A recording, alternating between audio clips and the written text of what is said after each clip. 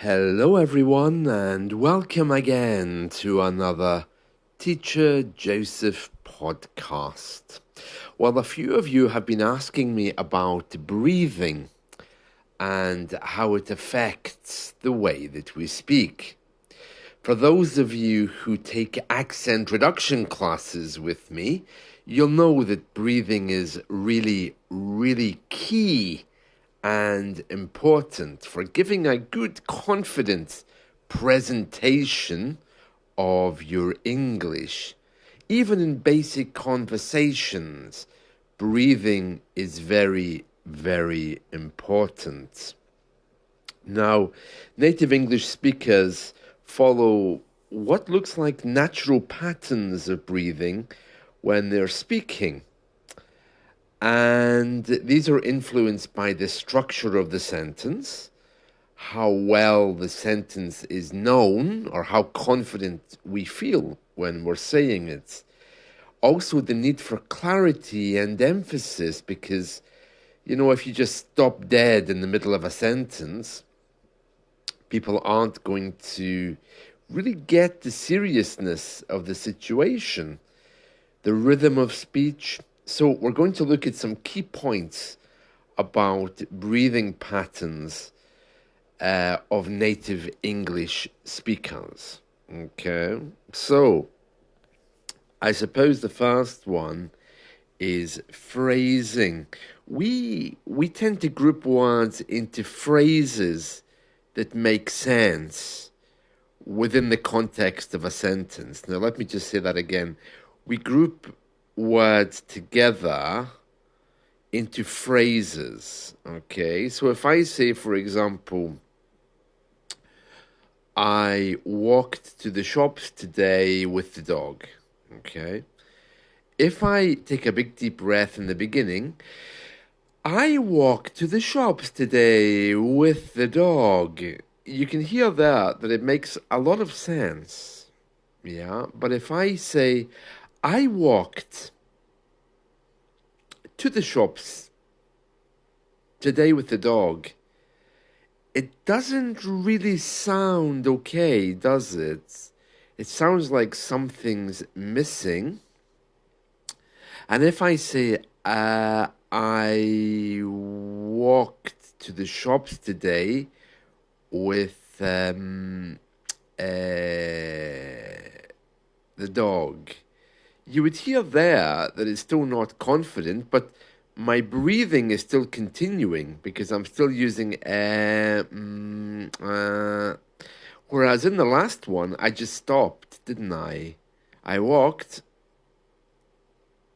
to the shops. So obviously the best way of doing this is a deep breath in. I walked to the shops today with the dog. And by doing this, you can hear a clear breathing pattern.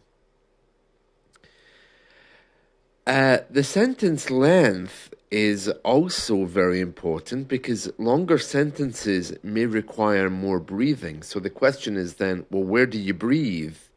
Well, an appropriate subclause in the sentence would be good, or where you reach words like but, and, which, therefore.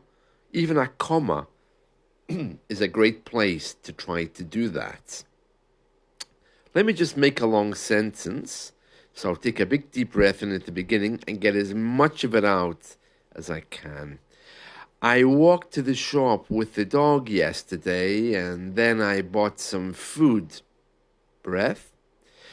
I came home and I cooked that food and then I watched a movie with the family. It was rather boring, but I did it anyway. Okay, so I got as much as I could in one breath and I only paused once to take a breath. Okay, let's try another one. Yesterday I went to the city and met some friends who were visiting from another country. Breath. They're going to be here for 4 days. Now you can hear there that I took a natural breath when my intonation dropped. Visiting the country. Breath. Okay. There's also the type of breathing you want to use to cover emphasis. When native speakers want to emphasize a particular word or phrase, we sometimes take a deeper breath before that part of the sentence, and so that we can add weight to the emphasized part. For example, Tom and Sarah went for a walk in the woods and they were eaten by a big bear. So you can hear there that the fact that Tom and Sarah were eaten is really what I want to tell you. They were eaten by a big bear. My voice got louder. I used up more breath. And that's how we add emphasis. And as I mentioned earlier, we align our breathing with punctuation. So if you come across a full stop, a comma, a colon, a semicolon, that's a great place to breathe. Now, many people ask me, but in spoken English, you don't have commas or semicolons. That's right, but they're put in English to help you know where you should breathe in writing. That's why we have them, is to guide you a little bit when you're reading. Of course, the stress and intonation patterns can affect breathing because as you approach the end of the sentence, you want to lower your voice. It always surprises me how much English speakers aren't aware of these patterns. They come so natural to us that we don't even think about them. They're just the most natural things, Also, the public speaking, of course, if you're doing a course, controlled breathing techniques about deep breath in and out. In and out is very important. And you have to be careful as well, your speed of speaking, because in one breath, there's a danger you might try to speed things up. So just stay with the rhythm of your breathing in and out. I mean, these patterns vary greatly amongst British speakers. So, of course, not everyone breathes in the same way, especially across different countries. I have a friend from Latin America.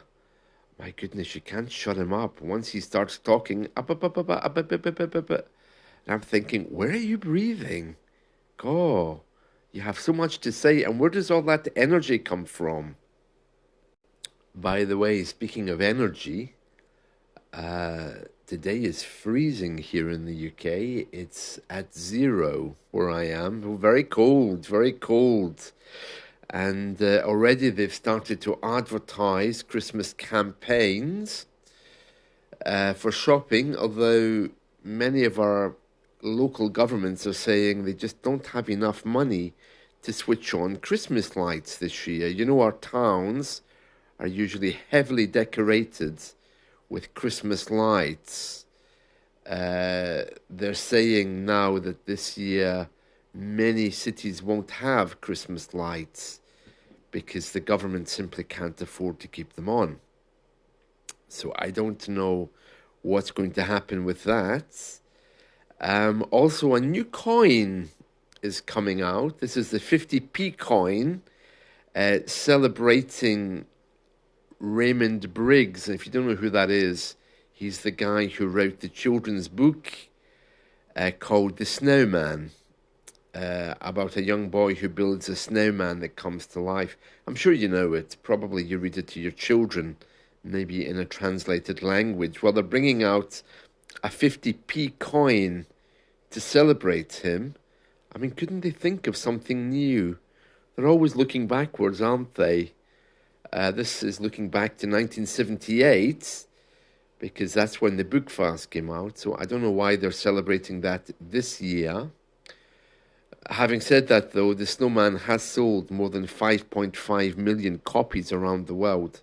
So do have a look for the snowman, 50 pence coin, if you're able to see it. It might be because Raymond Briggs, the guy who wrote that, he died in August at the age of 88. And then The Snowman was turned into a BAFTA TV award-winning animated TV film. I mean, the film was around since 1982, but they've been showing it again since Raymond died in August. It's one of those things that they show every year on British TV. I mean, I don't watch it, but many people do. So that's something to look out for. That's in our headline news today. Oh, I don't like Christmas. Do you know, the older I get, the more I really don't like it. I don't know why. I know some people love it, but it's just so hyped up. We're supposed to buy lots of gifts we can't afford. We're supposed to do all kinds of things at Christmas time, and it's just not my way of living, and I don't like being pushed psychologically into big meals and dinners, because in Britain, most of us now, we don't have families. Most of us are alone at Christmas time, but yet this constant message of you shouldn't be alone at Christmas time. Well, what's wrong with being alone? Nothing wrong with that. Many people are. There'll just be me and the family and my little cat, and we'll be having a special meal. And if we can find someone who is alone at Christmas, we'll invite them if they want to come. But nothing wrong with being alone at Christmas. And what else? Yes, that's Christmas. It's coming up. Yeah, another thing in our news today is that somebody jumped over the side of a cruise ship, which was off the coast of Kent. Nobody knows why, but they jumped. You know, the suicide rate in the UK is very high. For those of you who think that the UK is all singing, all dancing, happy place when you get here, there's many people who just don't want to participate in that, and for whatever reason, they find ways to either leave or, in this case, jump off the side of cruise ships. Mental health is huge here. It's a big issue. I think you have to be a little bit depressed to live in the UK anyway.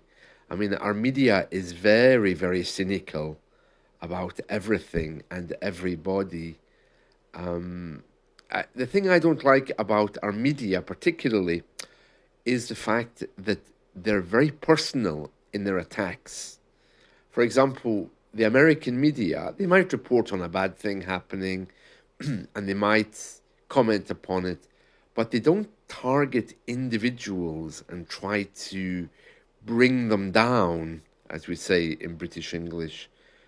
I mean, I admit that there are some bad people who do some bad things, but at least the American media seem to be a little bit fairer with regards to privacy and people's lives. But here in the UK, we seem to focus in on very particular people and then just keep banging the drum until that person loses power, is no longer in the media, disappears, loses fame. It's quite bizarre. Anyway, that's the news today from the UK. So I hope you've enjoyed this little podcast, and I hope it helps you with your breathing. So there we are, and I hope to talk with you again tomorrow. See you all soon. Bye.